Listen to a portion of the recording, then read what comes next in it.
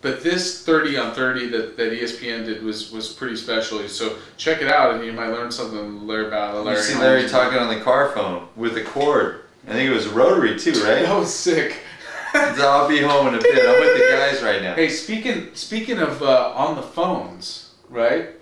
We heard an interesting. I would say great. A serious.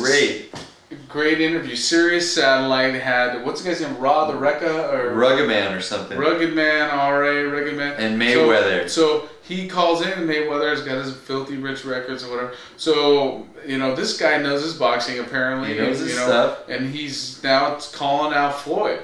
And, you listen to some of this.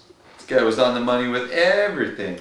It's like, man, he wasn't necessarily on the money, so to speak, but, it's like, Floyd should have come back and said, "Hey, man, I'm Floyd Mayweather," and he did say he had some comebacks. Floyd had some good comebacks, but what it basically was, you're undefeated because you haven't fought the best out there when they were at their best.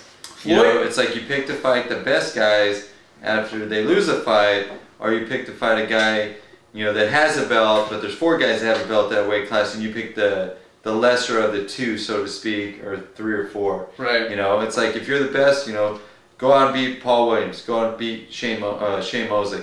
And Floyd's just thinking at this point, well, I'm undefeated. And he's like, well, you haven't fought anybody. Well, what about Mosley on steroids? I'm not fighting nobody on steroids. Well, what about Paul Williams? Well, hey, fight Paul Williams. What about Margarito? I mean, he's too tough. There's a lot of guys he could have fought, and he made reference that he was off for 21 months.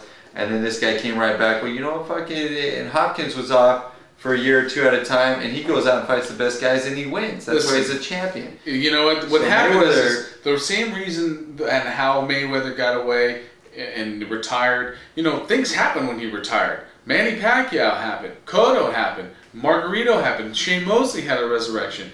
And so, now he comes back and he's like, oh, I'm the best, and then, and had he beat somebody, and again, he did what he was supposed to do against Marquez, but had he, killed him or done something, at least knocked him out. He did. He fought a great fight against Marquez. Yeah. But Marquez is a great fight. And this guy said, well, you're 17 pounds, and it's not even about Marquez. Forget about Marquez. He did what he was supposed to do, and Marquez accepted the challenge, and we all watched and whatever.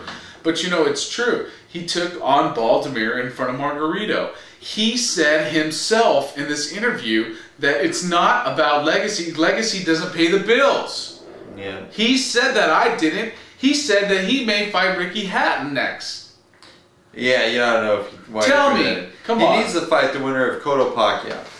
Right? Honestly. If Pacquiao wins and he fights him and he beats him, then you'd be satisfied. Listen, Paul Williams or Shane Mosley are good guys too. You're right. Right? I think so. Well, maybe Shane. How about this? Shane and Paul Williams fight, which they probably won't. Pacquiao and Cotto. Maybe that's the winner of those 2 fight each other, and then the winner of that fights Mayweather. That's the welterweight tournament right now. Those 5. That's what we're talking about. There's 5 fighters right there, and then you throw in maybe Margarito when he's off being suspended. I mean, there's a few guys there, Yeah. But Cotto Margarito too, baby. I want to see that. Yeah, with